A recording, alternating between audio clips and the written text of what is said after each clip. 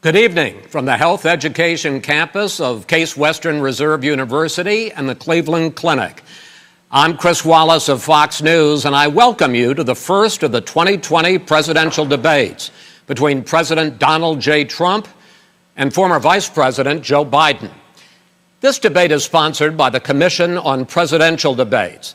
The Commission has designed the format, 6 roughly 15-minute segments, with 2-minute answers from each candidate to the first question, then open discussion for the rest of each segment. Both campaigns have agreed to these rules. For the record, I decided the topics and the questions in each topic. I can assure you, none of the questions has been shared with the Commission or the two candidates. This debate is being conducted under health and safety protocols designed by the Cleveland Clinic, which is serving as the health security advisor to the Commission for all 4 debates. As a precaution, both campaigns have agreed the candidates will not shake hands at the beginning of tonight's debate. The audience here in the hall has promised to remain silent. No cheers, no boos or other interruptions, so we, and more importantly you, can focus on what the candidates have to say. No noise except right now, as we welcome the Republican nominee, President Trump, and the Democratic nominee, Vice President Biden.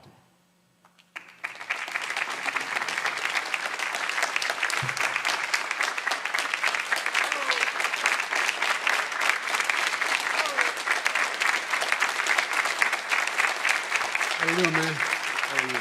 I'm well.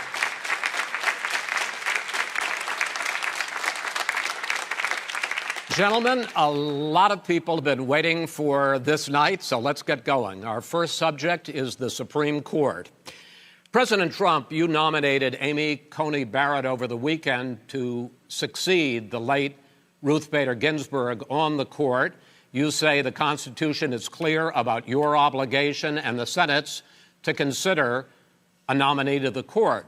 Vice President Biden, you say that this is an effort by the president and Republicans to jam through an appointment and what you call an abuse of power. My first question to both of you tonight, why are you right in the argument you make and your opponent wrong, and where do you think a Justice Barrett would take the court? President Trump, in this first segment, you go first, 2 minutes. Thank you very much, Chris. I will tell you very simply, we won the election. Elections have consequences.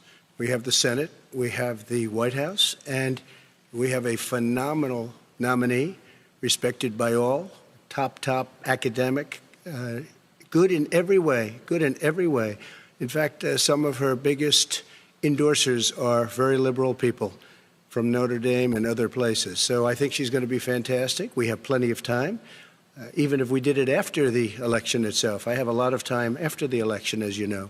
So I think that she will be outstanding. She's going to be as good as anybody that has served on that court. We really feel that. We have a professor at Notre Dame, highly respected by all, said she's the single greatest student he's ever had. He's been a professor for a long time at a great school. And we won the election, and therefore we have the right to choose her. And very few people knowingly would say otherwise. And by the way, the Democrats, they wouldn't even think about not doing it. If they had, the only difference is they'd try and do it faster. There's no way they would give it up. They had Merrick Garland, but the problem is they didn't have the election, so they were stopped. And probably that would happen in reverse also. Definitely would happen in reverse. So we won the election, and we have the right to do it, Chris. President Trump, thank you. Same question to you, Vice President Biden. You have 2 minutes. Well, first of all, thank you for doing this, and looking forward to this, Mr. President. Thank you, Joe. The American people have a right to have a say in who the Supreme Court nominee is. And that say occurs when they vote for United States senators and when they vote for the President of the United States. They're not going to get that chance now because we're in the middle of an election already. election has already started. Tens of thousands of people have already voted. And so the thing that should happen is we should wait. We should wait and see what the outcome of this election is, because that's the only way the American people get to express their view is by who they elect as president and who they elect as vice president. Now, what's at stake here is the president's made it clear he wants to get rid of the Affordable Care Act. He's been running on that, he ran on that, and he's been governing on that. He's in the Supreme Court right now trying to get rid of the Affordable Care Act, which will strip 20 million people from having insurance, health insurance now, if it goes into court. And the justice, and I'm not opposed to the justice. She seems like a very fine person. But she's written before she went on the bench, which is her right, that she thinks that the Affordable Care Act is not constitutional. The other thing that's on the court, and if it's struck down, what happens? Women's rights are fundamentally changed. Once again, a woman could be pay more money because she has a pre-existing condition of pregnancy. They were able to charge a woman more for the same exact procedure a man gets. And that ended when we, in fact, passed the Affordable Care Act. And there's 100 million people who have pre-existing conditions, and they'll be taken away as well. Those pre-existing conditions, the insurance companies are going to love this. And so it's just not appropriate to do this before this election. If he wins the election and the Senate is Democrat or Republican, then he goes forward. If not, we should wait until February. All right. There aren't 100 million people with pre-existing conditions. As far as the say is concerned, the people already had their say. Okay, Justice Ginsburg said very powerfully, very strongly, at some point, 10 years ago or so, she said a president and the Senate is elected for a period of time, but a president's elected for 4 years. We're not elected for 3 years. I'm not elected for 3 years. So we have the Senate, we have a president. He's elected to the next during election. that period of time, we have an opening. I'm not elected for 3 years. I'm elected for 4 years. And the 100 million people, Joe, the 100 million people is totally wrong. I don't know where you got that number.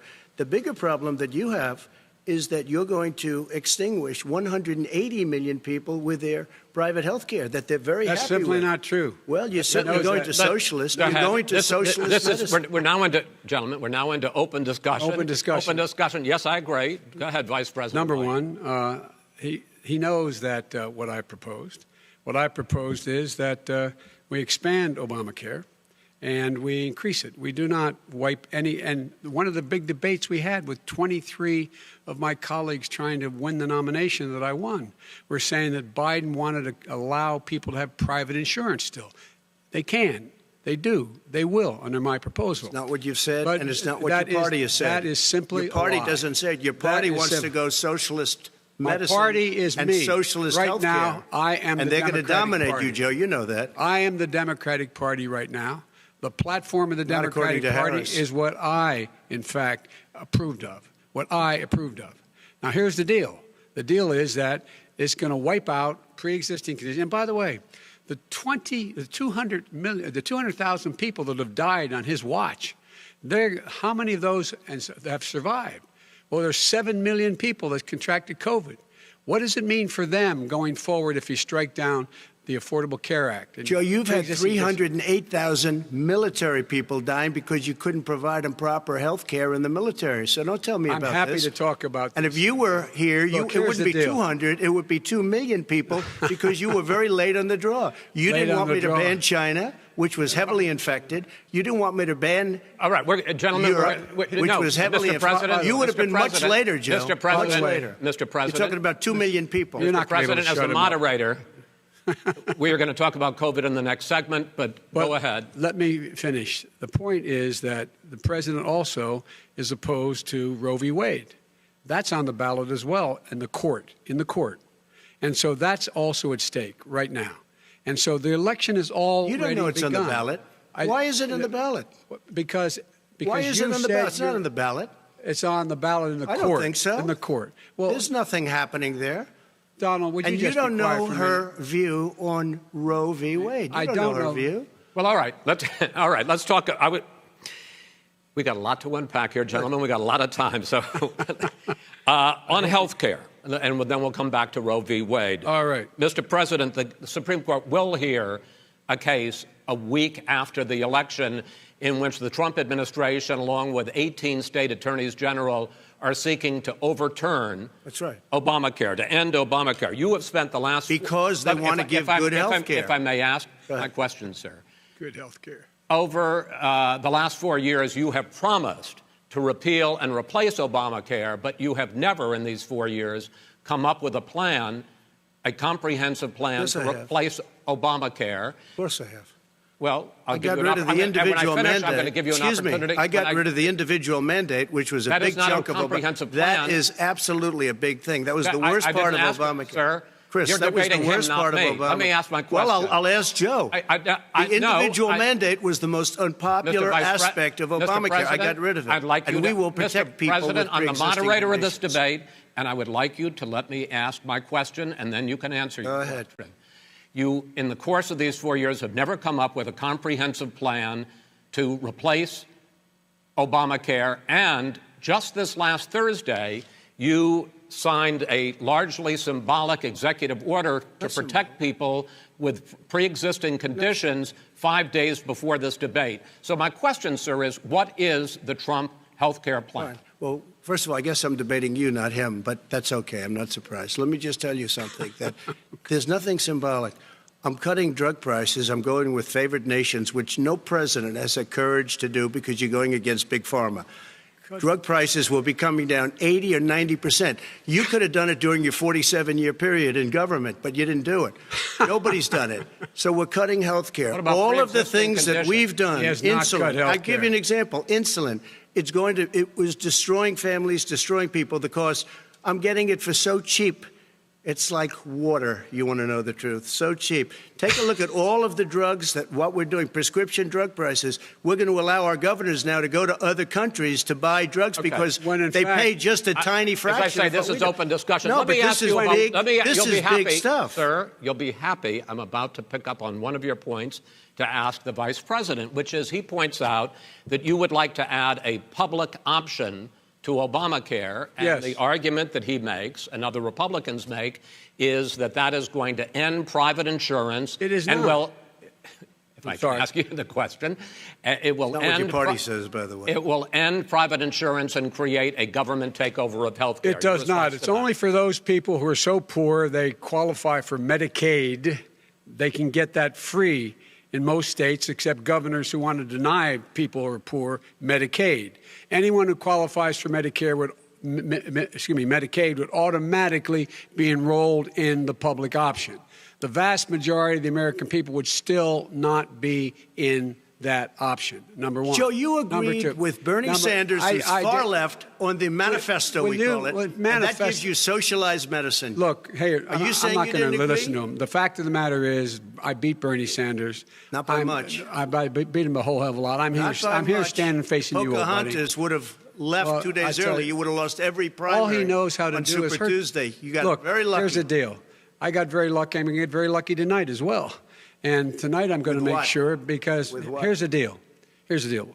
The fact is that everything he's saying so far is simply a lie. I'm not here to call out his lies. Everybody knows he's a liar. But you I just want to make sure. Joe, you're the liar. I want to make sure. You graduated last in your class, not first in your class. I want to make sure. Mr. President, can you let him finish, sir? No, he doesn't know how to do that. He has, You'd be surprised. You picked You'd be surprised. the wrong guy, the wrong night at the wrong time. Listen, you agreed with Here's Bernie Sanders to the manifesto. The whole idea. Let him. There is no manifesto, number Please one. let him speak, Mr. President. Number two. You just lost the left. Number two. You just lost the left. You agreed with Bernie Sanders on a plan folks, absolutely agreed folks, do you have any idea what this clown's doing? They call it Mr. Do you have any idea? Socialized medicine. Mr. Well, President. I tell you what, he is not for any help for people needing health care.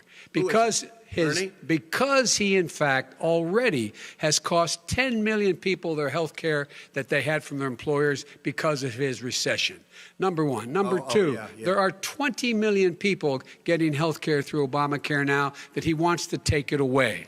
He won't ever look you in the eye and say that's what he wants to do. take it away. No, I want to give them better health care at a much lower price because and by the way, Obamacare he doesn't is know no how. good. He doesn't know how I've to do already that. fixed it. He has never I've offered already a plan. fixed it to an extent. He has never done a as single you might thing. know, but probably don't. Gentlemen, you realize if you're good, both Joe. speaking at the It's same no good, time, and it's too expensive. let the president. Go ahead, sir. Obamacare is no good. We made it better, and I had a choice to make very early on. We took away the individual mandate. We guarantee pre-existing conditions, but took away the individual mandate. Listen, this is the way it is. And that destroyed that. They shouldn't even call it Obamacare. Then I had a choice to make. Do I let my people run it really well or badly? Yeah. If I run it badly, they'll probably blame him, but they'll blame me. But more importantly, I want to help people, okay? I said, you got to run it so well. That's what he's and I known just for. had a meeting with them. They said, the problem is no matter how well you run Obamacare, it's a disaster. It's too expensive. Okay. Premiums are too high, and it doesn't work. So we do want to get rid of it. Chris, we want to get rid of it. I understand it, sir, but I have to give you roughly equal time. Good. Please let the vice president talk. Good. He has no plan for health care. Of course we do.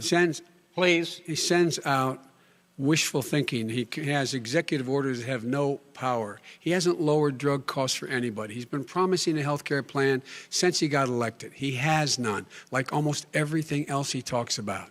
He does not have a plan. He doesn't have a plan. And the fact is, this man doesn't know what he's talking about. All right. I have one final question for you, sure. Mr. Vice President.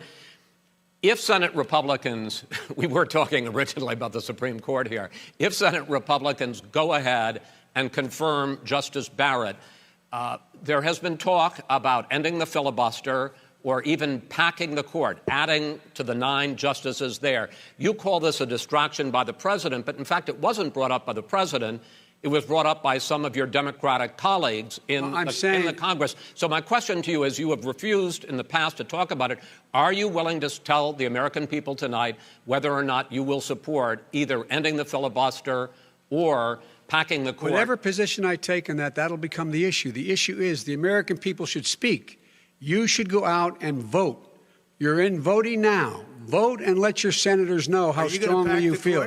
Vote now. Are you going to pack the Make court? sure you, in fact, let people know you're a senator.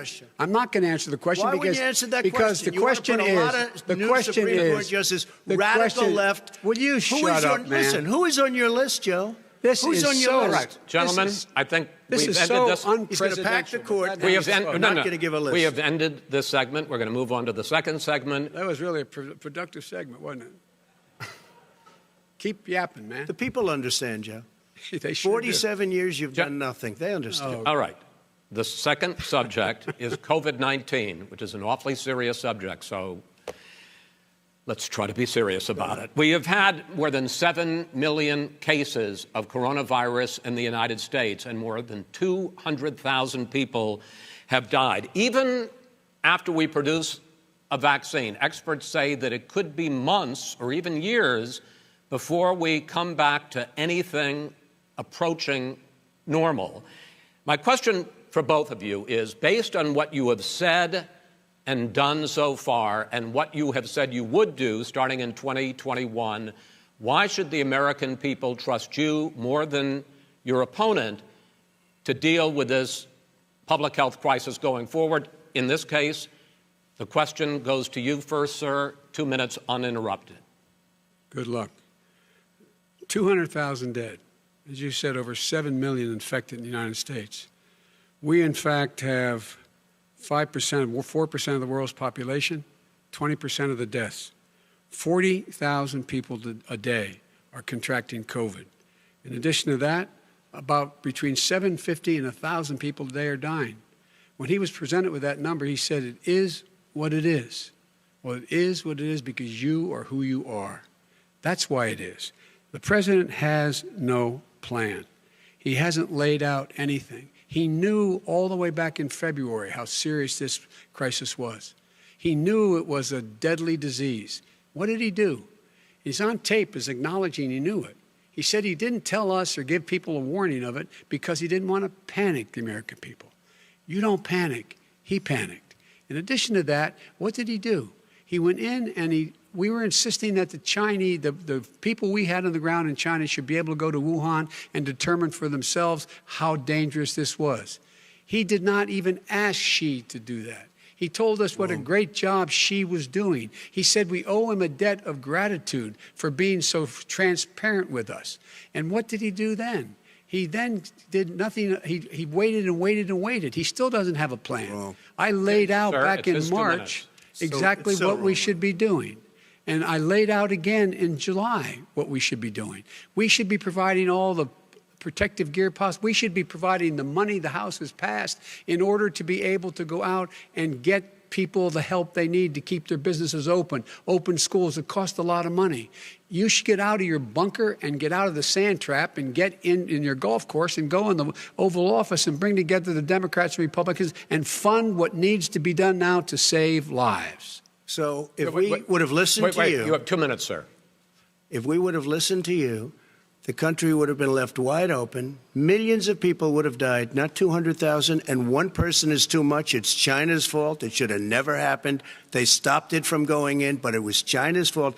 And by the way, when you talk about numbers, you don't know how many people died in China. You don't know how many people died in Russia. You don't know how many people died in India. They don't exactly give you a straight count, just so you understand. But if you look at what we've done, I closed it, and you said he's xenophobic. He's a racist, and he's xenophobic because you didn't think I should have closed our country. Wait a minute. It says 2 minutes. You didn't think we should have closed our country because you thought it was terrible. You wouldn't have closed it for another 2 months. By my doing it early, in fact, Dr. Fauci said, President Trump saved thousands of lives. Many of you Democrat governors said, President Trump did a phenomenal job. We worked with the governor. Oh, really? Go take a look. The governors said I did a phenomenal job. Most of them said that. In fact, people that would not be necessarily on my side said that. President Trump did a phenomenal job. We did. We got the gowns. We got the masks. We made the ventilators. You wouldn't have made ventilators. And now we're weeks away from a vaccine. We're doing therapeutics already. Fewer people are dying when they get sick. Far fewer people are dying. We've done a great job. The only thing I haven't done a good job, and that's because of the fake news. No matter what you say to them, they give you bad press on it. It's just fake news. They give you good press. They give me bad press because that's the way it is, unfortunately. But let me just tell you something. I don't care. I've gotten used to it. But I'll tell you, Joe, you could never have done the job that we did. You don't have it in your blood. You could have never done that job. I know how to do the job. I know how to get the job Well, you done. didn't do very well in swine flu. H1N1, you were a disaster. Your own chief of staff said you were a disaster. 14,000 people died, not 200,000. There was no very- economic recession. Sir, you made a There was no lethal recession. disease, You made a by the point. Let him answer. And there was no one, we didn't shut down the economy. This is his economy he's shut down. The reason it's shut down is because, look, you folks at home, how many of you got up this morning and had an empty chair at the kitchen table because someone died of COVID? How many of you were in a situation where you lost your mom or dad and you couldn't even speak to them? You had a nurse holding a phone up so you could, in fact, say goodbye. You would have lost far more people. Far more people. You would have been And by the way, months late. your own, You were his months behind me, own Joe. CDC director says we could lose as many as another 200,000 people between now and the end of the year. And he held up. He said, if we just wear a mask, we can save half those numbers. Just a mask. And by the way, in terms of the whole notion of a vaccine, we're for a vaccine, but I don't trust him at all, nor do you. I know you don't. What we trust is a scientist. You don't we trust Dr. Johnson Fauci. & Johnson, Pfizer? Okay, by the way, gentlemen, let me move on to questions about the future because you both have touched on two of the questions I'm going to ask. Focusing on the future first, President Trump, you have repeatedly either contradicted or been at odds with some of your government's own top scientists. The week before last, the head of the Centers for Disease Control, Dr. Redfield, said it would be summer before the vaccine would become generally available to the public. You said that he was confused and mistaken. Those were your two words. Yeah. But Dr. Slaoui, the head of your Operation Warp Speed, has said exactly the same thing. Are they both wrong? Well, I've spoken to the companies, and we can have it a lot sooner. It's a very political thing because people like this would rather make it political than save lives. God. It is a very political thing. I've spoken to Pfizer. I've spoken to all of the people that you have to speak to. We have great Moderna, Johnson & Johnson, and others. They can go faster than that by a lot. become very political because the left, or I don't know if I call them left, I don't know what I call them. the head of your Operation Warp Speed, Dr. Slawi? I disagree with him. Yeah, no, I disagree with both of them. And he didn't say that. He said it could be there, but it could also be much sooner. I had him in my office 2 days ago. He talked about the summer, sir, before it's generally available. Just like he said it's a possibility that we'll have the answer before November 1st. It could also be after that. When it's generally available. Well, we're going to deliver it right away. We have the military all set up. Logistically, they're all set up. We have our military that delivers soldiers, and they can do 200,000 a day. They're going to be delivering. This is the same man it's who all told set you up. By Easter this would be gone away. By the warm weather it'd be gone. Miraculous, like a miracle. And by the way, maybe you could inject some bleach in your arm, and that would take care of it. This is the same man. That was said sarcastically, you know that. That was said sarcastically. And so here's the deal. This man is talking about a vaccine. Every serious company is talking about maybe having a vaccine done by the end of the year. But the distribution of that vaccine will not occur until sometime beginning or the middle of next year to get it out, if we get the vaccine. And pray God we will. Pray God we will. Mr. Vice President, I want to pick up, though. You'll have the vaccine sooner. I want to pick up on this question, though. You say the public can trust the scientists, but they can't trust President Trump. In fact, you said that again tonight. Your running mate, Senator Harris, goes further, saying the public health experts, quote, will be muzzled, will be suppressed. Given the fact that polls already show that people are concerned about the vaccine and are reluctant to take it, are you and your running mate, Senator Harris, contributing to that fear? No more than the question you just asked him. You pointed out. He puts pressure and disagrees with his own scientists. But you're saying Everybody you can't, knows. or Senator Harris is saying you can't trust the scientists. No, you can trust the scientists. She didn't say that. You can't trust She said the public health experts, quote, will be muzzled, will be suppressed. Well, that's what he's going to try to do. But there's millions of scientists, there's thousands of scientists out there, like here at this great hospital, that don't work for him. Their job doesn't depend on him. That's not, they're the people, and by the way. I spoke to the scientists that are in charge. By the way. They will have the vaccine very soon. Let him finish. Do you believe for a moment what he's telling you in light of all the lies he's told you about the whole issue relating to COVID? He still hasn't even acknowledged that he knew this was happening, knew how dangerous it was going to be back in February, and he didn't even tell you. He's on record as saying it. He panicked or he just looked at the stock market, one of the two, because guess what? A lot of people died, and a lot more are going to die unless he gets a lot smarter, a lot quicker. Mr. President? Did you use the word smart? So you said you went to Delaware State, but you forgot the name of your college. You didn't go to Delaware State. You graduated either the lowest or almost the lowest in your class. Don't ever use the word smart with me. Don't ever use that word. Oh, give me a break. Because you know what? There's nothing smart about you, Joe. 47 years you've done nothing. Let's have this debate. And if you would have had, let me just tell you something, Joe. No, if you would have had the charge of what I was put through, I had to close the greatest economy in the history of our country. And by the way, now it's being built again. See, and we're going to get to the economy in the next segment, sir. Okay. It's going up fast. Okay. When it comes to how the virus has been handled so far, the two of you have taken very different approaches, and this is going to affect how the virus is handled going forward by whichever of you ends up becoming the next president. I want to quickly go through several of those. Reopenings. Vice President Biden, you have been much more reluctant than President Trump about reopening the economy and schools. Why, sir? Because he doesn't have a plan. If I were running, I know what the plan is. You've got to provide these businesses the ability to have the money to be able to reopen with the PPE as well as with the sanitation they need. You have to provide them plastic. Tell that to Nancy Pelosi. Well, he's just shush for a minute. Tell it to Nancy Pelosi. And Schumer, by the way, Chuck. Nancy Pelosi and Schumer, they have a plan. He won't even meet with them. The Republicans won't meet with the Senate. And he sits on his golf course. And literally, think about it. You probably play more than I do, Joe. What about this question of reopenings and the fact? Well, he wants to shut down this country. And I want to keep it open. And we did a great thing by shutting it down. Wait a minute, Joe. Let me shut you down for a second, Joe, just for 1 second. He wants to shut down the country. We just went through it. We had to because we didn't know anything about the disease. Now we found that elderly people with heart problems and diabetes and different problems are very, very vulnerable. We learned a lot. Young children aren't. Even younger people aren't. We've learned a lot. But he wants to shut it down. More people will be hurt by continuing. If you look at Pennsylvania, if you look at certain states that have been shut down, they have Democrat governors all. One of the reasons they're shut down is because they want to keep it shut down until after the election on November 3rd. I want to move on to another because subject. it's a political Those states are not doing well that are shut down right now. Respond to that. President Trump, you have begun to increasingly question the effectiveness of masks as a disease preventer. And in fact, recently you have cited the issue of waiters touching their masks and touching plates. Are you questioning No, I think the masks efficacy are okay. of You have to masks? understand, if you look, I mean, I have a mask right here. I put a mask on, when I think I need it.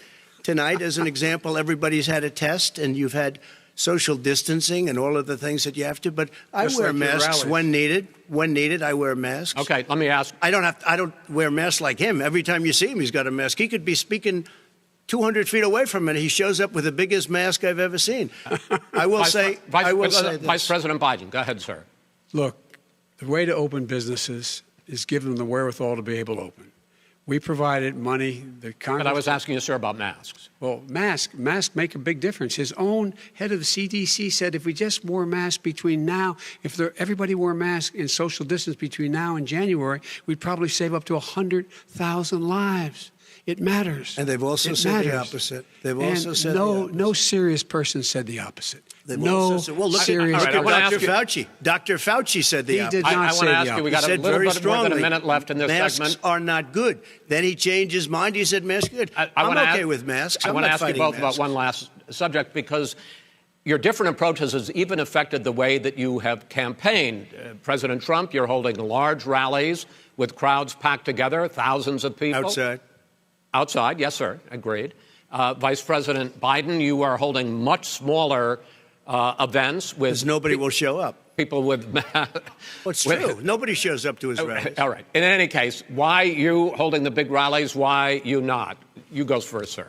Because people want to hear what I have to say. I mean, but are you not worried about it spreading as a president, and I'll have 35,000 people show up at airports. We use airports. Are you not worried about the disease issues, sir? We have a lot of people.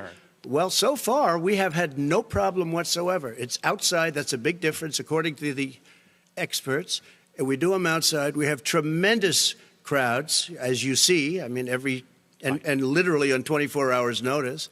And Joe does the circles and has 3 people someplace. Okay. By the way, did you see one of the last big rallies he had? And a reporter came up to him to ask him a question. He said, no, stand back.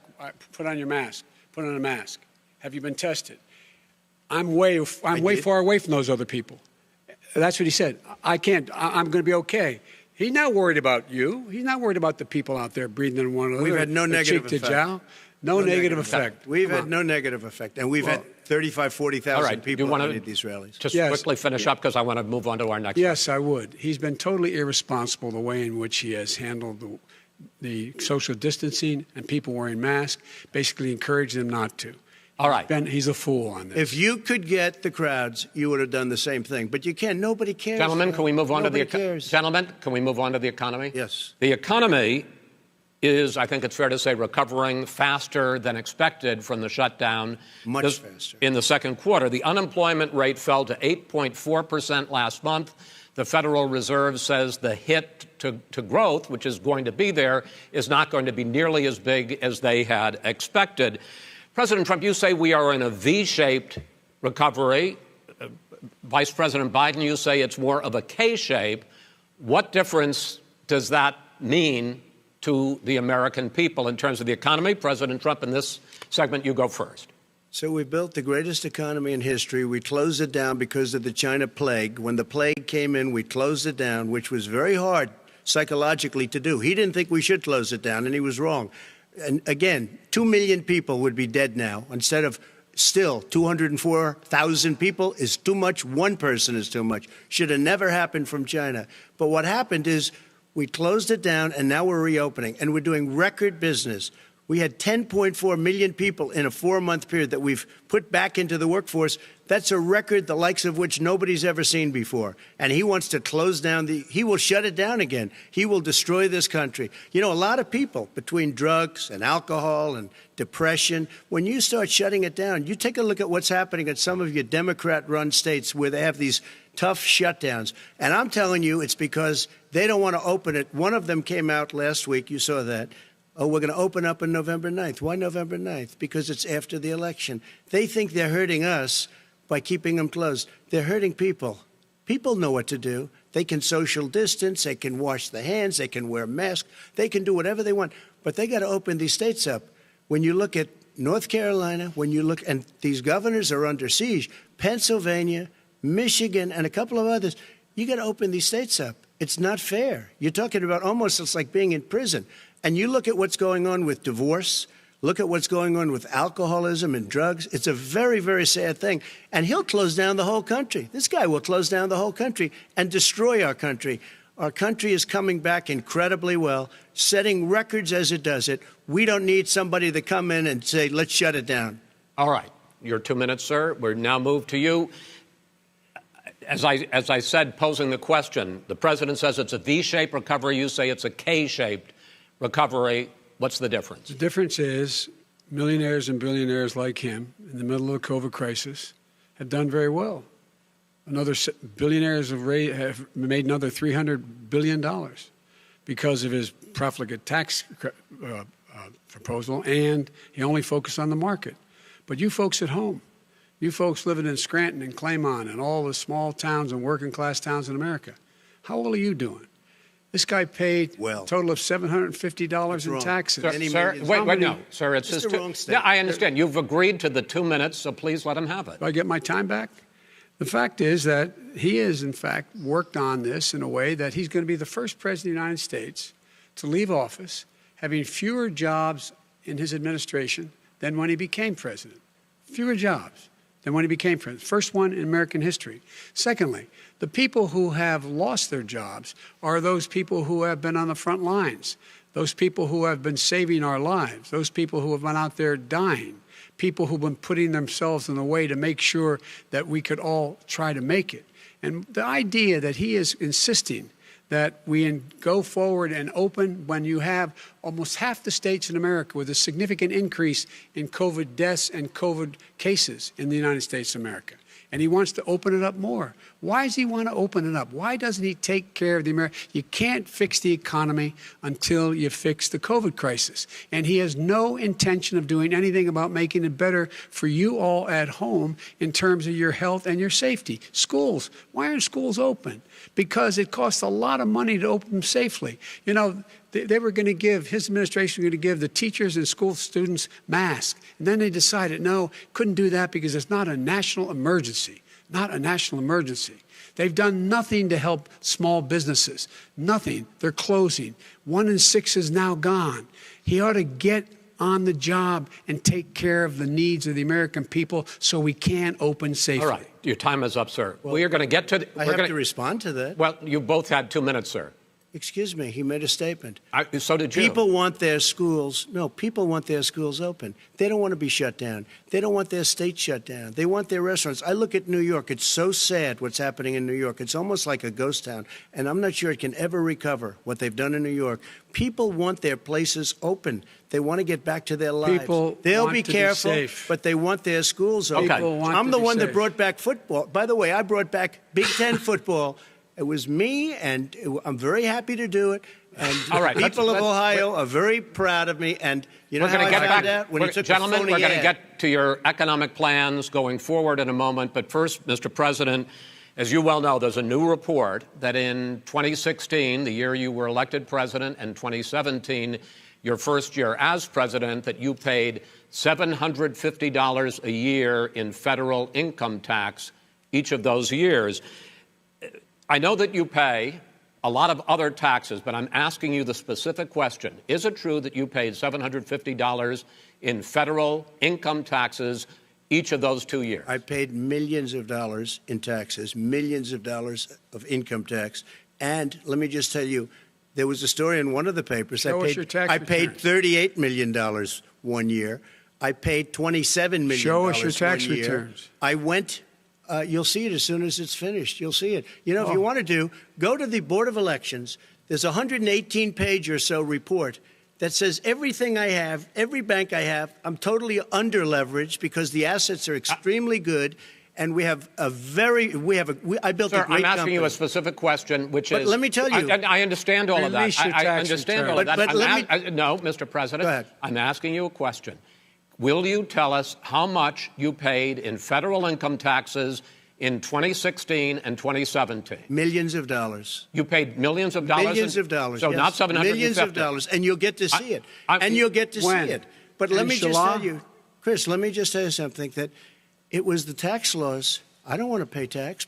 Before I came here, I was a private developer. I was a private business people. Like every other private person, unless they're stupid, they go through the laws, and that's what it is. He passed a tax bill that gave us all these privileges for depreciation and for tax credits. We build a building and we get tax credits, like the hotel on Pennsylvania Avenue. You get a massive, which, by the way, was given to me by the Obama administration, if you can believe that.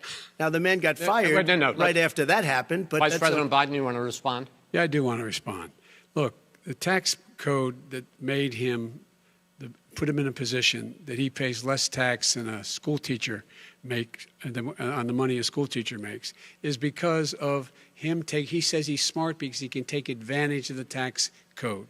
And he does take advantage of the tax code. That's why I'm going to eliminate the Trump tax cuts. And I'm going to eliminate those tax cuts and make sure that we invest in the people who, in fact, need the help. People out there need help. But why didn't you do it over the last 25 years? Because you weren't president. Because you weren't president screwing things up. You were a senator. And You're by the way, worst you were president America has ever had. Hey, Come Joe, on. let me just tell you, Joe. I've done more in 47 months. I've done more than you've done in 47 years, Joe. We've done things that you never even thought of doing, including fixing the broken military that you gave me, including taking care of your vets. Mr. President, we're talking about the economy. I'd like to ask you about your plans going forward because, Mr. Vice President, your economic plan, if you were to be elected president, focuses a lot on big government, big taxes, big spending. I want to focus first on the taxes. You propose more than $4 trillion over a decade in new taxes on individuals making more than $400,000 a year and on corporations. President Trump says that kind of an increase in taxes is going to hurt the economy as it's just coming out of a recession. Well, just take a look at what is the analysis done by Wall Street firms. Points out that my economic plan would create 7 million more jobs than his in 4 years, number one. And number two, it would create an additional $1 trillion in economic growth because it would be about buying American. That we're going to make this federal government spend $600 billion a year on everything from ships to steel to buildings and the like. And under my proposal, we're going to make sure that every penny of that has to be made by a company. But respectfully, sir, I'm talking about taxes, not spending. By the way, I'm going to eliminate a significant number of the tax. I'm going to make the corporate tax 28%. It shouldn't be 21%. You have 91 companies, in the Fortune 500 who don't pay a single penny in tax, making billions of dollars. Why didn't you do it before when you were vice president with Obama? Because you, in fact, passed that. That was your tax proposal. I got it done. And you know what happened? Yeah, you got it done. Our economy boomed like it's never boomed the economy is busted. Let me finish. Mr. President, let me pick up on that. You would continue your free market approach, lower taxes, more deregulation, correct? Not lower taxes for American people. Excuse me. But in Obama's, you talk about the economy booming, it turns out that in Obama's final 3 years as president, more jobs were created, 1.5 million more jobs than in the first 3 years of your presidency. They had the slowest recovery economic recovery since 1929. It was the slowest recovery. Also, they took over something that was down here. All you had to do is turn on the lights and you pick up a lot. But they had the slowest economic recovery since 1929. Let me tell you about the stock market. When the stock market goes up, that means jobs. It also means 401ks. if you ever became president with your ideas, you want to terminate my taxes, I'll tell you what, you'll lose half of the companies that have poured in here will leave, and plenty of companies that are already here, they'll leave for other places. They will leave, and you will have a depression, the likes of which you've never seen. Look, we inherited the worst recession short of a depression in American history. I was asked to bring it back. We were able to have an economic recovery that created the jobs you're talking about. We handed him a booming economy. He blew it. It wasn't booming. Blew it. It wasn't booming. It was the weakest recovery since 1929. Is it fair to say he blew it when fact, when there was record low unemployment before COVID? Yeah, but because what he did, even before COVID, manufacturing went in the hole. Manufacturing went in the hole. Excuse me, Chris. Wait. Number two. Chris. Number three. They said it would take. No, you're on number two. No. Chris. They said it would take a miracle to bring back manufacturing. I brought back 700,000 jobs. They brought back nothing. They gave up on manufacturing. Part of my standard fare. I'm the guy that brought back the automobile industry. All right, let him We brought back, I was asked to bring back Chrysler and General Motors. We brought them back right here in the state of Ohio and Michigan. He blew it. They're gone. He blew it. And in fact, they're going. Ohio had the best year it's ever had last year. Michigan had the best year they've ever had. That is not Many true. car companies came in from Germany, from Japan, went to Michigan, went to Ohio. They're not having and they didn't come in with you. Mr. Vice President, go ahead. And so you take a look at what he's actually done. He's done very little. His trade deals are the same way. He talks about these great trade deals. You know, he talks about the art of the deal. China's perfected the art of the steal. We have a higher deficit with China now than we did before. We have the highest trade deficit China with Mexico. ate your lunch, down 18%. China ate your lunch, Joe, and no wonder your son goes in and he takes out billions of dollars. Takes out billions of dollars to manage. He makes millions of dollars. And also, while we're at it, why is it, just out of curiosity, the mayor of Moscow's wife gave your son $3.5 million. What did he do to deserve it? What did he do with Burisma to deserve $183,000? You've asked your question, let him answer. None of that is true. Oh, really? He didn't get $3.5 million? Mr. President, Mr. President, please. Totally discredited. Totally discredited. And by the way, well, wait, he didn't get $3.5 million, Joe? Mr. Vice, he got $3.5 million. It is not true. Oh, really? Mr. President, it's an open discussion, please. It's a fact. Well, you have raised an issue. Let the Vice President answer. Discredited. Did Burisma pay him $183,000 a month with no experience in energy? Mr. President, my son did nothing wrong at Burisma. I think he did. Mr. President, let him answer. He doesn't want to let me answer because he knows I have the truth. His position has been totally, thoroughly discredited. By who? The media? By everybody. Well, by the media, by our allies, by the World Bank, by everyone has discredited. Matter of fact, even the people who testified under oath. So let me ask you this, Joe. No, go ahead, Mr. I'm listening to you. He got $3.5 million from Moscow.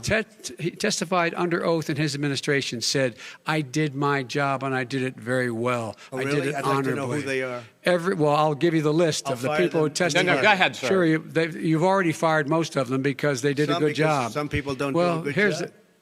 With you, go ahead. Wait a minute. You get the final word, Mr. Well, it's hard to get any word in with this clown. Excuse me. Hey, let me just tell you. No. I'm Mr. President. $3.5 million, Joe. That is simply Why did he deserve $3.5 million from Moscow? Look, here's the deal. We want to talk about families and ethics. I don't want to do that. I mean, his family we could talk about all night. His family's already... My family lost a fortune by coming down and helping us with government. And that's such a... Mr. President. Every single one of them lost a fortune. This is not about my family or his family. It's about your family, the American people. He doesn't... That's not true. It doesn't want to talk about what you need, you, the American people. It's about you. That's what we're talking about here. All right, that's the end of the segment. We're moving on. He didn't take them. Well, Vice President, no. Can I be honest? It's a very important question. Try to be honest. He stood up. No, the answer to the question is no. Ukraine. No, sir. With $1 billion, if you that is absolutely not true. You're doing it. You're going to have true, gentlemen. I hate to raise my voice, but it seems to be, why should I be different than the two of you? So here's the deal. Good point. We have 6 segments. We have ended that segment. We're going to go to the next segment. In that segment, you each are going to have 2 uninterrupted moments. In those 2 uninterrupted minutes, Mr. President, you can say anything you want. I'm going to ask a question about race, but if you want to answer about something else, go ahead.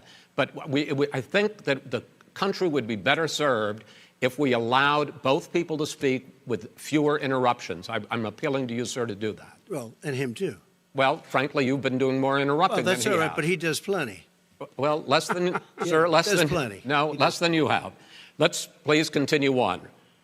The issue of race. Vice President Biden, you say that President Trump's response to the violence in Charlottesville 3 years ago, when he talked about very fine people on both sides, was what directly led you to launch this run for president. Oh, yeah, sure.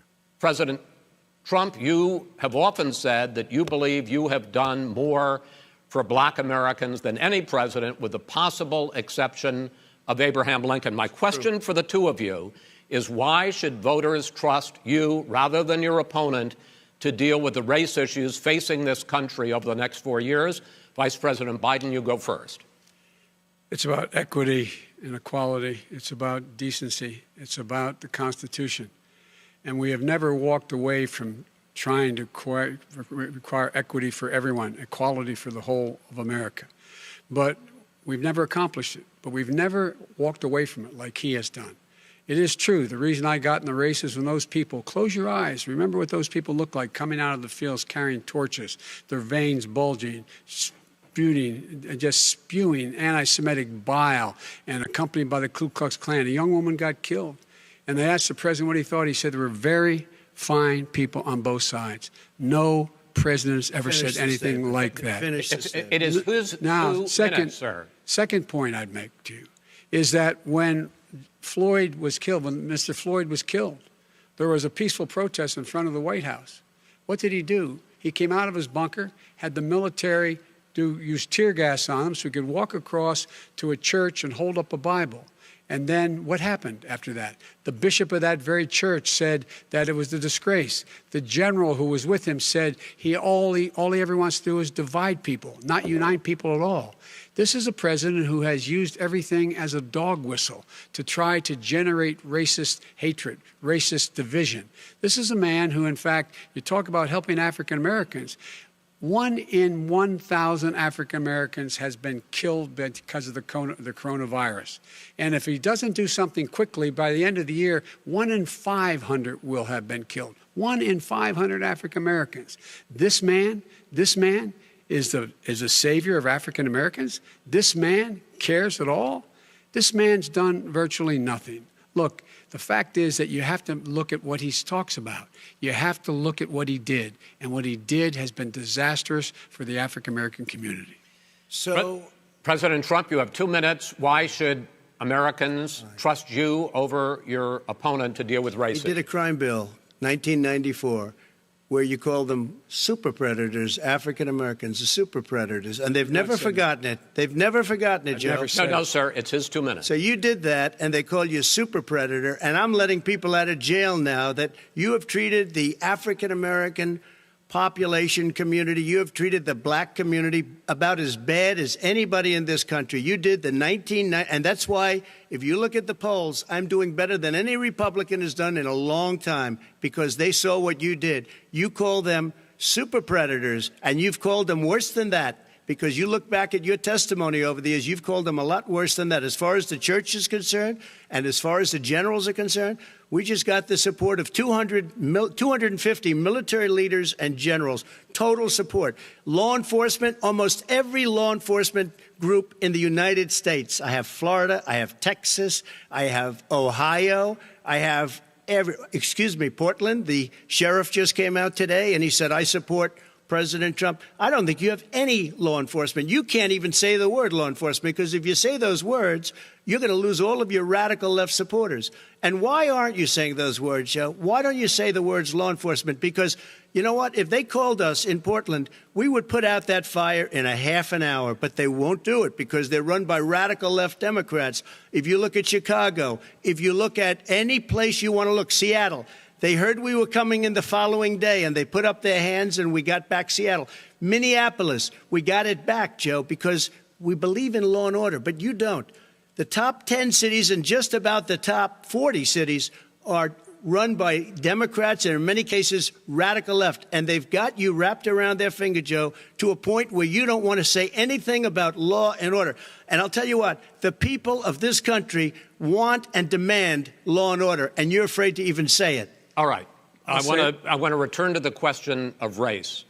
Vice President Biden, after the grand jury in the Breonna Taylor case decided not to charge any of the police with homicide, you said it raises the question, quote, whether justice could be equally applied in America. Do you believe that there is a separate but unequal system of justice for blacks in this country? Yes, there is. There's systemic injustice in this country, in education and work and in law enforcement and the way in which it's enforced. But look, the vast majority of police officers are good, decent, honorable men and women. They risk their lives every day to take care of us. But there are some bad apples. And when they occur, when they find them, they have to be sorted out. They have to be held accountable. They have to be held accountable. And what I'm going to do as President of the United States is call together an entire group of people at the White House, well, everything from the civil rights groups to the police officers, to the police chiefs, and we're going to work this out. We're going to work this out so we change the way in which we have more transparency in when these things happen. These cops aren't happy to see what happened to George Floyd. These cops aren't happy to see what happened to Breonna Taylor. Most don't like it. But we have to have a system where people are held accountable. And by the way, violence in response is never appropriate. Never appropriate. Peaceful protest is. Violence is never appropriate. All right. What is peaceful protest? When they run through the middle of the town and burn down your stores and kill people all over the place, and you say peaceful protest? President Trump, no, it's I'm not not, asking, but you say it is. President Trump, I'd like to continue with the issue of race. Please. I promise we're going to get to the issue of law and order in a moment. Fine. This month, your administration directed federal agencies to end racial sensitivity training that addresses white privilege or critical race theory. Why did you decide to do that, to end racial sensitivity training? And do you believe that there is systemic racism in this country, sir? I ended it because it's racist. I ended it because a lot of people were complaining that they were asked to do things that were absolutely insane, that it was a radical revolution that was taking place in our military, in our schools, all over the place, and you know it, and so does everybody else. And he would know. What is radical about racial sensitivity training, sir? If you were a certain person, you had no status in life. It was sort of a reversal. And if you look at the people, we were paying people hundreds of thousands of dollars to teach very bad ideas and, frankly, very sick ideas. And really, they were teaching people to hate our country. And I'm not going to do that. I'm not going to allow that to happen. We have to go back to the core values of this country. They were teaching people that our country is a horrible place, it's a racist place, and they were teaching people to hate our country. And I'm not going to allow that to happen. Vice President Biden? Nobody's doing that. He's the racist. You just don't know. Here's the deal. I know a lot more about this than he does. Let him finish. The fact is that there is racial insensitivity. People have to be made aware of what other people feel like, what insults them, what is demeaning to them. It's important that people know they don't want to. Many people don't want to hurt other people's feelings, but it makes a big difference. It makes a gigantic difference in the way a child is able to grow up and have a sense of self-esteem. It's a little bit like how this guy and his friends look down on so many people. They look down their nose on people like Irish Catholics like me and grew up in Scranton. They look down on people who don't have money. They look down on people who are of a different faith. They look down on people who are a different color. In fact, we're all Americans. The only way we're going to bring this country together is bring everybody together. There's nothing we cannot do if we do it together. We can take this on and we can defeat racism in America. President Trump, sir. During the Obama-Biden administration, there was tremendous division. There was hatred. You look at Ferguson. You go to many places. Look at Oakland. Look what happened in Oakland. Look what happened in Baltimore. Look what happened. Frankly, it was more violent than what I'm even seeing now. Oh, my But Lord. the reason This is that ridiculous. the Democrats that run these Absolutely cities ridiculous. don't want to talk like you about law and order. Violent and you crime, still haven't mentioned. violent Are you crime. in favor of law and order? I'm in favor of law. You follow it. Are you in favor of law and order? Go yes, ahead, I'm say in it. favor. You asked a Everybody's in favor question, of let him finish. Law and order. Loses Law left. and Let order. him, let him answer. Law and order with justice, where people get treated fairly. Okay. And the fact of the matter is, violent crime went down 17%, 15% in our administration. All right. It's gone up on his watch. Went down much more in ours. All right, we're down. is president of the United States of America. Mr. President, every record in the Mr. book. President, you're going to be very happy because And we're now going to talk about law and order. Places we had trouble were Democratic-run cities. That's and exactly cities my Democratic- question. There has been a dramatic increase in homicides in America this summer particularly, and you often blame that on Democratic mayors and Democratic governors, but in fact there have been equivalent spikes in Republican-led cities like Tulsa and Fort Worth. So the question is this really a party issue? I think it's a party issue. You can bring in a couple of examples, but if you look at Chicago, what's going on in Chicago, where 53 people were shot and 8 died shot. If you look at New York, where it's going up like nobody's ever seen anything, the numbers are going up 100, 150, 200%.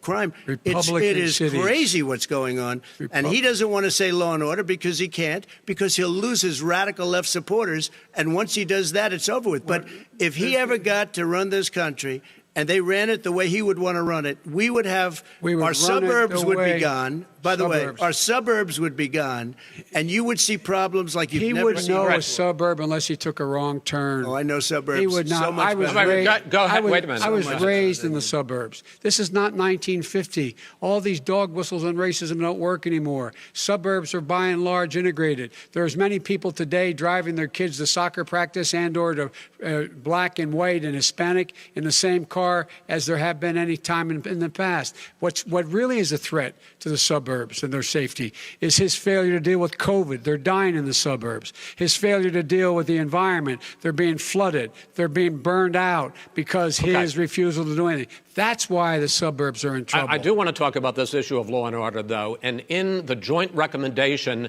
that came from the Biden-Bernie Sanders task force, you talked about, quote, reimagining policing. First of all, what does reimagining policing mean, and do you support? It means. Let me, if I might finish the question. What does reimagining policing mean, and do you support the Black Lives Matter call for community control of policing? Look, what I support is the police having the opportunity to deal with the problems they face. And I'm totally opposed to defunding the police offices. As a matter of fact, local police, the only one defunding in his budget calls for a $400 million cut in local law enforcement assistance. They need more assistance. They need, when they show up for a 9/11 call, to have someone with them as a psychologist or psychiatrist to keep them from having to use force and be able to talk people down. We have to have community policing like we had before, where the officers get to know the people in the communities. That's when crime went down. It didn't go up. It went down. And so we have to be engaged. That's not what they're talking about, Chris. That's not what they're talking about. He's talking about defunding the police. That is not true. He doesn't have any law support. Look, he has no law enforcement support. That's not true. Almost that's nothing. Look. Oh, really? Who do you have? Name one group that supports you. Name one group that came out and supported you. Go ahead. Think. We have time. We don't have time to do anything. No, think All right. Name one law enforcement group that came out and supported you. Gentlemen, I think I'm going to take back the moderator's role. I don't think there are any. And I want to get to another subject, which is the issue of protests in many cities that have turned violent. In Portland, Oregon, especially, we had more than 100 straight days of protests, which I think you would agree. You talk about peaceful protests. Many of those turned into riots. Mr. Vice President, you say that people who commit crimes should be held accountable. The question I have, though, is, as the Democratic nominee, and earlier tonight you said that you are the Democratic Party right now, have you ever called the Democratic mayor of Portland or the Democratic governor of Oregon and said, hey, you got to stop this, bring in the National Guard, do whatever it takes, but you stop the days and months of violence in Portland? I don't hold public office now. I am a former vice president. I've made it clear in my public statements that the violence should be prosecuted. It should be prosecuted, and anyone who commits it But should you've be never prosecuted. called for the people, the leader. that. Excuse me, sir. You had never called for the leaders in Portland and in Oregon to bring in the National Guard and knock off 100 days of riots. They can, in fact, take care of it if he just stay out of the way. Look here. Oh, really? Oh, really? Here's the thing. I sent in the U.S. Marshals to get the killer of the young man in the middle of the street. They shot him, and for 3 days, President Trump, Portland wouldn't do anything. I had to send in the U.S. Marshals. They took care of business. Go ahead, sir. And by the way, his own former spokesperson said, riots and chaos and violence help his cause. That's what this is all about. I don't know who said that. I do. Who? I think Kellyanne Conway. I don't think she said that. She said that. And so here's the But here's the point. Go ahead, the point sir. is that's what he keeps trying to rile everything up. He doesn't want to calm things down. Instead of going in and talking to people and saying, let's get everybody together, figure out how to deal with this. What's he do? He just pours gasoline in the fire constantly, every single solitary time. Okay, and to button up this segment, I'm going to give you a minute to answer, sir. You have repeatedly criticized. Wait, I have to answer his statement. No, you have His repeatedly. statement. You have you've been talking back made and a forth. statement. I'm asking you. I would love to end it. Sir. I would love to end it. And if you want to switch seats.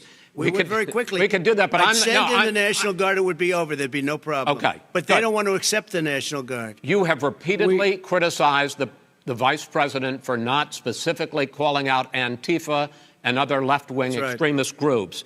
But are you willing tonight to condemn white supremacists and militia groups and to say that they need to stand down and not add to the violence in a number of these cities, as we saw in Kenosha and as we've seen in Portland? Sure, are you I'm prepared willing to do specifically that, do it? Well, go ahead, sir. I would say almost everything I see is from the left wing, not from the right wing. So what are you saying? I'm willing to do anything. I want to see peace. Then do it, sir. Say it. Do it. Say it. Do you want to call him? What do you want to call him? Give me a name. Give me a white name. Supremacists and Who would right you like me to condemn? White supremacists and right Proud militia. Boys, stand back and stand by. But I'll tell you what. Somebody's got to do something about Antifa and the left, because this is not a right-wing problem. This is a left-wing. FBI director This is a left-wing problem. White supremacists. Antifa's an idea, not an organization. Oh, you got to be not kidding. militia. That's what his FBI. FBI director Gentlemen, said. Well, then you know what? We're done, sir. Everybody, we're moving on to the next. We're When a moving. bat hits you over the head, that's not an idea. Everybody in Antifa your is administration bad. tells you the truth has a bad idea. Can I tell you what? You have no ideas. Antifa is a dangerous, All right, radical gentlemen, group. we're now moving on to the Trump And and you ought to be Biden careful records. with them. They'll overthrow you. When in a 2 president, seconds. I'm going to ask a question. When the president seeks a second term, it is generally a referendum on his record. But Vice President Biden, you like to quote one of your dad's sayings, which is, don't compare me to the almighty, compare me to the alternative. And in this case, sir, you are the alternative. Looking at both of your records, I'm going to ask each of you, why should voters elect you president over your opponent? In this segment, President Trump, you go first, 2 minutes. Because there has never been an administration or president who has done more than I've done in a period of 3.5 years. And that's despite the impeachment hoax. And you saw what happened today with Hillary Clinton, where it was a whole big con job. But despite going through all of these things, where I had to fight both flanks and behind me and above, there has never been an administration that's done what I've done. The greatest, before COVID came in, the greatest economy in history, lowest unemployment numbers. Everything was good. Everything was going. And by the way, there was unity going to happen. People were calling me for the first time in years. They were calling and they were saying, it's time maybe. And then what happened? We got hit, but now we're building it back up again. A rebuilding of the military, including Space Force and all of the other things. A fixing of the VA, which was a mess under him. 308,000 people died because they didn't have proper health care. It was a mess. And we now got a 91% approval rating at the VA, our vets. We take care of our vets. But we've rebuilt our military. The job that we've done, and I'll tell you something, some people say maybe the most important. By the end of the first term, I'll have approximately 300 federal judges and Court of Appeals judges, 300, and hopefully 3 great Supreme Court justices. That is a record, the likes of which very few people, and you know one of the reasons I'll have so many judges? because President Obama and him left me 128 judges to fill. When you leave office, you don't leave any judges. That's like you just don't do that. They left 128 openings, and if I were a member of his party, because they have a little different philosophy, I'd say if you left us 128 openings, you can't be a good president. You can't be a good vice president. But I want to thank you because it gives us it'll probably be above that number by the end of this term. 300 judges. It's a record. Looking at both your records, why should voters elect you president as opposed to President Trump? You have 2 minutes uninterrupted. Under this president, we become weaker, sicker, poorer, more divided, and more violent. When I was vice president, we inherited a recession. I was asked to fix it. I did. We left him a booming economy, and he caused the recession. With regard to being weaker, the fact is that I've gone head-to-head with Putin and made it clear to him we're not going to take any of his stuff. He's Putin's puppy. He still refuses to even say anything to Putin about the bounty on the heads of American soldiers. Your son got $3.5 million. And by the way, my son... Wait a minute. Mr. President, your campaign agreed to both sides would get 2-minute answers uninterrupted. Well, your side agreed to it, and why don't you observe what your campaign agreed to as a ground rule, okay, sir? He never keeps his word. Can you add no, I'm not asking. That was a rhetorical question. Can you Go add ahead, back sir. 30 seconds? Yes, you may have. All right. Go ahead. So, thirdly, we're poor. The billionaires have gotten much more wealthy by a tune of over $300 to $400 billion more just since COVID. You in the home, you got less. You're in more trouble than you were before. In terms of being more violent, when we were in office, there were 15% less violence in America than there is today. He's president of the United States. It's on his watch. And with regard to more divided, the nation can't stay divided. We can't be this way. And speaking of my son, the way you talk about the military, the way you talk about them being losers and being and just being suckers, my son was in Iraq. He spent a year there. He got the Bronze Star. He got the Conspicuous Service Medal. He was not a loser. He was a patriot, and the people left behind there were heroes. Really? And I resent. Are you talking like about Hunter? Are you talking about Hunter? I'm talking about my son, Bo Biden. You're talking about. I don't know Bo. I know Hunter. Yeah, Hunter got thrown out of the military. He was thrown out, dishonorably discharged. That's not true. He wasn't dishonorably. Cocaine use. And he didn't have a job until you became vice president. And once you None became of that vice president, is true. he made a fortune in Ukraine, in China, in Moscow, That is simply and various not other places. true. He my made son, a fortune. My son. And he didn't have a job. My son, like a lot of people we know at home, had a drug problem. He's overtaken it. He's fixed it. He's worked on it, and I'm proud of him. But why was he given tens of millions of dollars? But he wasn't given tens of millions of dollars. That is totally discredited. We've already been totally discredited. We've already been through this. I think the American people would rather hear about more substantial subjects. Well, you know, as the moderator, sir, I'm going to make a judgment call here. Gets $3.5 million from the mayor of Moscow. Let's talk about not true. Gentlemen, that report is totally discredited. Mitt Romney on that committee said it wasn't worth taxpayers' money, that report. It was written for political reasons. You know, I'd like to talk about climate change. So would I. Okay. The forest fires in the West are raging now. They have burned millions of acres. They have displaced hundreds of thousands of people. When state officials there blame the fires on climate change, Mr. President, you said, I don't think the science knows. Over your 4 years, you have pulled the U.S. out of the Paris Climate Accord. You have rolled back a number of Obama environmental records. What do you believe about the science of climate change? And what will you do in the next 4 years to confront it? I want crystal clean water and air. I want beautiful, clean air. We have now the lowest carbon. If you look at our numbers right now, we are doing phenomenally. But I haven't destroyed our businesses. Our businesses aren't put out of commission. If you look at the Paris Accord, it was a disaster from our standpoint. And people are actually very happy about what's going on because our businesses are doing well. As far as the fires are concerned, you need forest management in addition to everything else. the forest floors are loaded up with trees, dead trees that are years old, and they're like tinder, and leaves and everything else. You drop a cigarette in there, the whole forest burns down. You've got to have forest management. You've got to have cuts. What do you believe about the science of climate change, sir?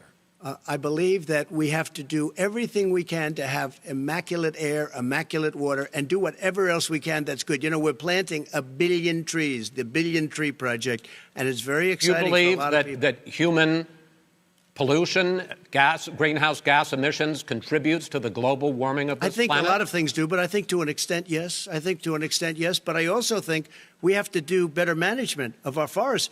Every year, I get the call, California's burning. California's burning. If that was cleaned, if you had forest management, good forest management, you wouldn't be getting those calls. You know, in Europe, they live their forest cities. They're called forest cities. They maintain their forests. They manage their forests. I was with the head of a major country. It's a forest city. He said, sir, we have trees that are far more, they ignite much easier than California. There shouldn't be that problem. I spoke with the governor about it. I'm getting along very well with the governor. But I said, you know, at some point, you can't every year have hundreds of thousands of acres of land just burned to the ground. But, sir, that's burning down because of a lack of management. But, sir, if you believe in the science of climate change, why have you rolled back the Obama Clean Power Plan, which limited carbon emissions in power plants? Why have you relaxed? Because it was driving energy prices through the sky. Why have you relaxed fuel economy standards that are going to create more pollution from cars and trucks? Well, not really, because what's happening is the car is much less expensive and it's a much safer car, and you're talking about a tiny difference. And then what would happen, because of the cost of the car, you would have at least double and triple the number of cars purchased. We have the old slugs out there that are 10, 12 years old. If you did that, the car would be safer. It would be much cheaper by $3,500. In the case of California, they've simply ignored No, but you would take a lot of cars rollback off the market because people would be able to afford a car. Now, and by the way, we're going to see how that turns out. But a lot of people agree with me, many people. The car has gotten so expensive because they have computers all over the place for an extra little bit of gasoline. And I'm okay with electric cars, too. I think I'm all for electric cars. I've given big incentives for electric cars. But what they've done in California is just crazy. Right. Vice President Biden, I'd like you to respond to the president's climate change record, but I also want to ask you about a concern. You proposed $2 trillion in green jobs. You talk about new limits, not abolishing, but new limits on fracking, ending the use of fossil fuels to generate electricity by 2035, and zero net emission of greenhouse gases by 2050. The president says a lot of these things would tank the economy and cost millions of jobs. He's absolutely wrong, number one. Number two, if in fact, during our administration, the Recovery Act, I was in charge, able to bring down the cost of renewable energy to cheaper than or as cheap as coal and gas and oil. Nobody's going to build another coal-fired plant in America. No one's going to build another oil-fired plant in America. They're going to move to renewable energy, number one. Number two, we're going to make sure that we are able to take the federal fleet and turn it into a fleet that's run on their electric vehicles. Making sure that we can do that, we're going to put 500,000 charging stations and all of the highways that we're going to be building in the future. We're going to build an economy that, in fact, is going to provide for the ability of us to take 4 million buildings and make sure that they, in fact, are weatherized in a way that, in fact, they'll emit significantly less gas and oil because the heat will not be going out. There's so many things that we can do now to create thousands and thousands of jobs. We can get to net zero in terms of energy production by 2035. Not only not costing people jobs, creating millions of good paying jobs, not $15 an hour, but prevailing wage, by having a new infrastructure that, in fact, is green. And the first thing I will do, I will rejoin the Paris Accord. I will join the Paris Accord because with us out of it, look what's happening. It's all falling apart. And talk about someone who has no relationship with foreign policy. Brazil, the rainforests of Brazil are being torn down, are being ripped down. More carbon is absorbed in that rainforest than every bit of carbon that's emitted in the United States. Instead of doing something about that, I would be gathering up and making sure we had the countries of the world coming up with $20 billion and say, here's $20 billion. Stop tearing down the forest. And if you don't, then you're going to have significant economic consequences. What about the argument that President Trump basically says that you have to balance environmental interests and economic interests, and he's drawn his line? Well, he hadn't drawn a line. He still, for example, he wants to make sure that methane's not a problem. You can now emit more methane without it being a problem. Methane. This is a guy who says that you don't have to have mileage standards for automobiles that exist now. This is a guy who says that, well, the fact that it's all true. And here's the deal. He's talking about the Green New Deal, and it's not $2 billion or $20 billion, as you said. It's $100 trillion. I'm talking about where they want to rip down buildings and rebuild the building. No, it's the dumbest, most ridiculous. Where airplanes are out of business, where two-car systems are out, where they want to take out the cows too. That's not true either, right? This is a $100 trillion. Look, that's more money than our country could make in 100 years if we're going to the case. All right, let me destroy our because I actually wait a minute, sir. I actually have studied your plan, and it includes upgrading 4 million buildings, weatherizing 2 million homes over 4 years, building 1.5 million energy-efficient homes. So the question becomes, the president is saying, I think some people who support the president would say that sounds like it's going to cost a lot of money and hurt the economy. What it's going to do is going to create thousands and millions of jobs, good-paying jobs. Let him finish, sir.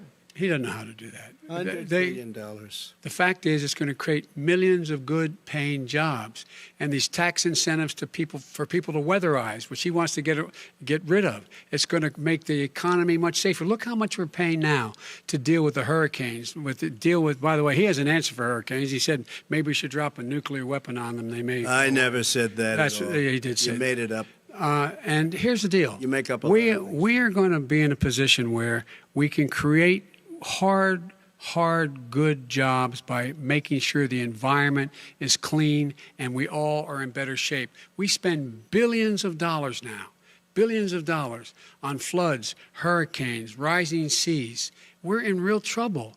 Look what's happened just in the Midwest with these storms that come through and wipe out entire sections and counties in Iowa. They didn't happen before. They're because of global warming. We make up 15% of the world's problem. But the rest of the world, we've got to get them to come along. That's why we have to get back into the Paris Accord. All right, gentlemen. Wait a minute, Chris. So why didn't he do it for 47 years? You were vice president. Why didn't you get the world? China sends up real dirt into the air. Russia does. India does. They all do. We're supposed to be good. And by the way, he made a couple of statements. The Green New Deal is $100 trillion. That is not not $20 my billion. plan. That's the Green New you want to rebuild every is building. Not my plan. You want to rebuild every. If he knew anything about, he made a statement about the military. He said I said something about the military. He and his friends made it up, and then they went with it. I never said it. Okay. That is what not he true. did is You're done in this segment. He called the military Mr. Vice President, stupid bastards. I and did he said not it on say tape. He said stupid bastards. Please, he said it. Stop. I would never say that to the military. Play it. Go ahead. Mr. Vice President answered his final question. The final question is, I can't remember which of all his rantings. I'm having a little trouble myself. But and about the economy and about this question of what it's going to cost. The economy.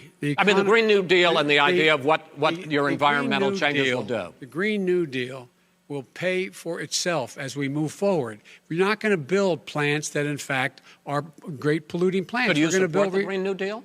Pardon me? You support that? No, I don't support the Green New Deal. Oh, you don't? Oh, well, that's a big statement. I support the radical left. I support the Biden plan that I put forward. Okay.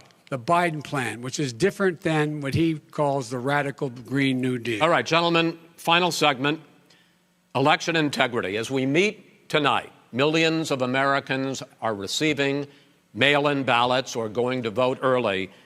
How confident should we be that this will be a fair election? And what are you prepared to do over the next 5+ weeks, because it'll not only be to Election Day, but also counting some ballots, mail-in ballots after Election Day? What are you prepared to do to reassure the American people that the next president will be the legitimate winner of this election? In this final segment, Mr. Vice President, you go first. Prepared to let people vote. They should go to iwillvote.com.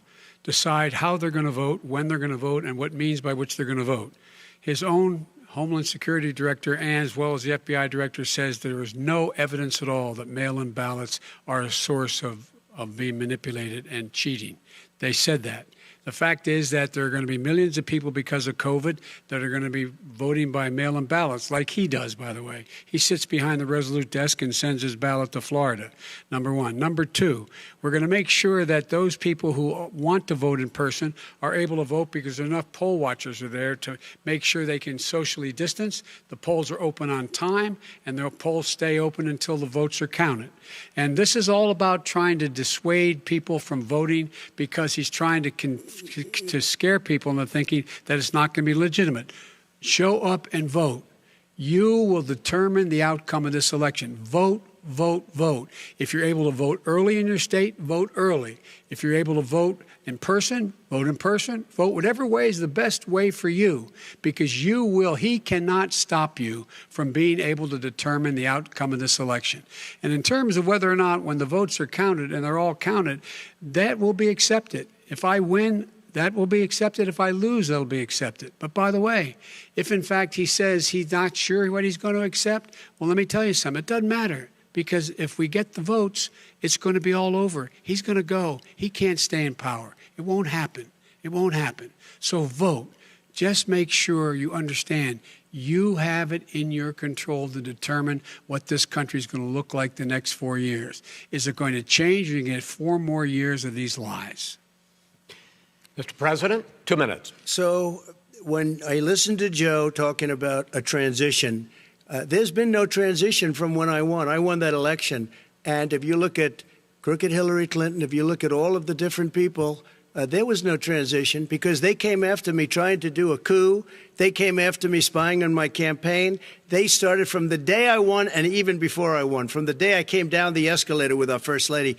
They were a disaster. They were a disgrace to our country. And we've caught them. We've caught them all. We've got it all on tape. We've caught them all. And by the way, you gave the idea for the Logan Act against General Flynn. You better take a look at that, because we caught you in a sense. And President Obama was sitting in the office. He knew about it, too. So don't tell me about a free transition. As far as the ballots are concerned, it's a disaster. A solicited ballot, okay, solicited is okay. You're soliciting, you're asking, they send it back, you send it back. I did that. If you have an unsolicited, they're sending millions of ballots all over the country. There's fraud. They found them in creeks. They found some with the name Trump, just happened to have the name Trump just the other day in a waste paper basket. They're being sent all over the place. They sent 2 in a Democrat area. They sent out 1,000 ballots. Everybody got 2 ballots. This is going to be a fraud like you've never seen. The other thing, it's nice on November 3rd, you're watching and you see who won the election. And I think we're going to do well, because people are really happy with the job we've done. But you know what? We won't know. We might not know for months, because these ballots are going to be all over. Take a look at what happened in Manhattan. Take a look at what happened in New Jersey. Take a look at what happened in Virginia and other places. They're not losing 2%, 1%, which, by the way, is too much. An election could be won or lost with that. They're losing 30 and 40%. It's a fraud, and it's a shame. And can you imagine where they say you have to have your ballot in by November 10th? November 10th. That means that's 7 days after the election, in theory, should have been announced. Okay. We have major states with that. Sir, all run by Democrats. 2 minutes is 2 minutes. All run by Democrats. It's President Trump, it's a rigged election. You're going to be able to continue. You have been charging for months that mail-in balloting is going to be a disaster. You say it's rigged, that it's going to lead to fraud. But in 2018, in the last midterm election, 31 million people voted mail-in voting. That was a quarter, more than a quarter of all the voters that year cast their ballots by mail. Now that millions of mail-in ballots have gone out, what are you going to do about it? And are you counting on the Supreme Court including a Justice Barrett, to settle any dispute? Yeah, I think I'm counting on them to look at the ballots, definitely. I hope we don't need them in terms of the election itself. But for the ballots, I think so, because what's happening is incredible. I read today, where at least 1% of the ballots for 2016 were invalidated. They take them, we don't like them, we don't like them. But what they are you throw going to them do out about it? left There and are right. millions of ballots going out What right you now. do What is are you gonna go do? and vote. You do a solicited ballot, No, and that's okay, I know or your you go and complaint. vote. I'm asking you about the fact that millions of people You go and vote. You go and No, vote. but like what I'm they, saying is, what are like you they gonna do used about to the fact in the that old. millions of people? You either do, Chris, a solicited ballot where you're sending it in, they're sending it back, and you're sending. They have mailmen with lots of it. Did you see what's going on? Take a look at West Virginia. Mailmen selling the ballots. They're being sold. They're being dumped in rivers. This is a horrible thing for our country. This is not going to end well. There is no evidence this is of that. not going Vice to President end well. Biden, 5 states in fact, have had go ahead, mail-in sir. ballots for the last decade or more. 5, including 2 Republican states. And you don't have to solicit the ballot. It's sent to you. It's sent to your home. What they're saying is that it has to be a postmark by election day. If it doesn't get in till the 7th, 8th, 9th, it still should be counted. He's just afraid of counting the votes because he knows You're the wrong. outcome. You're wrong. I want to continue with you on this, love Vice counting the President votes. Biden. Chris, he's so wrong when he makes a statement like that. Excuse me, Vice President Biden, the biggest problem, in fact, over the years with mail-in voting has not been fraud historically.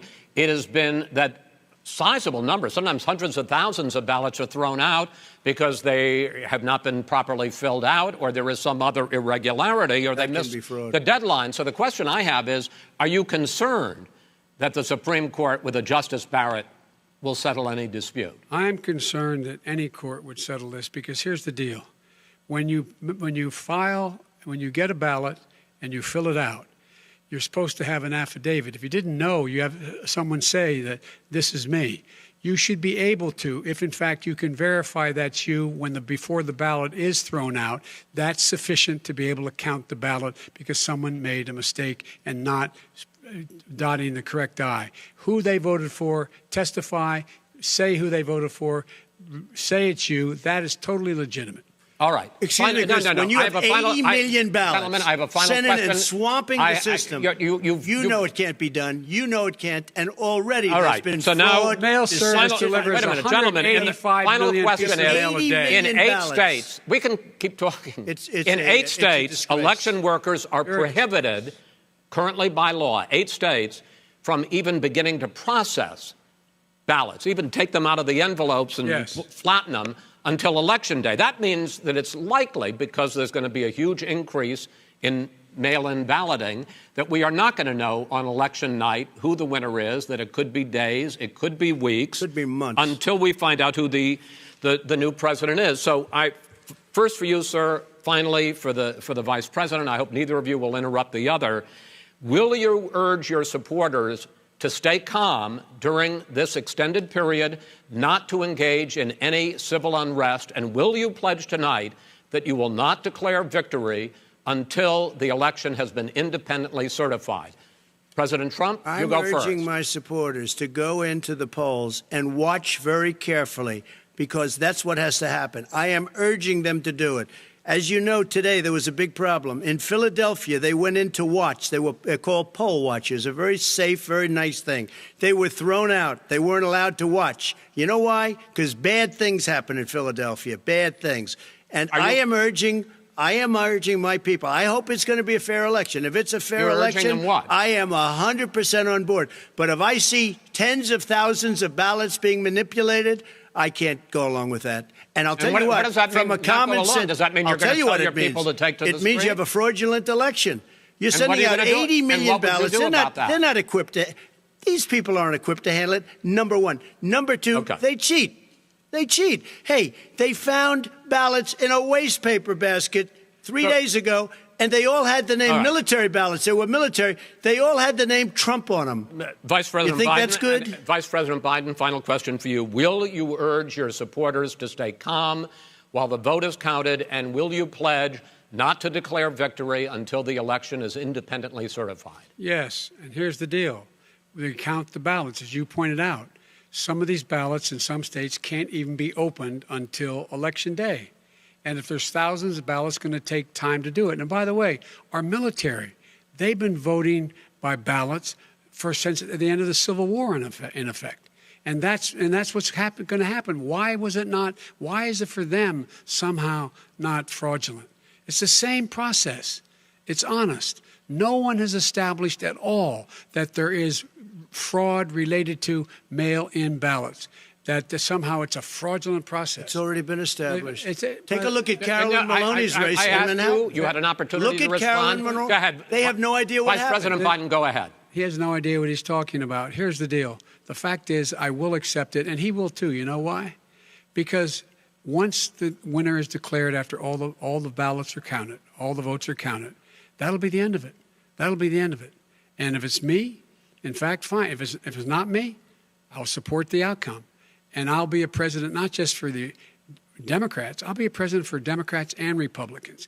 And this guy, I want to see an honest ballot count. Gentlemen, you say that's the end of it? This is the end of this debate? Honest ballot count. We're going to leave it there. Too. To be continued as in more debates as we go on. President Trump, Vice President Biden, it's been an interesting hour and a half. I want to thank you both for participating in the first of 3 debates that you have agreed to engage in. We want to thank Case Western Reserve University and the Cleveland Clinic for hosting this event. The next debate, sponsored by the Commission on Presidential Debates, will be 1 week from tomorrow, October 7th, at the University of Utah in Salt Lake City. The 2 vice presidential nominees, Vice President Mike Pence and Senator Kamala Harris, will debate at 9 p.m. Eastern that night. We hope you watch. Until then, thank you and good night.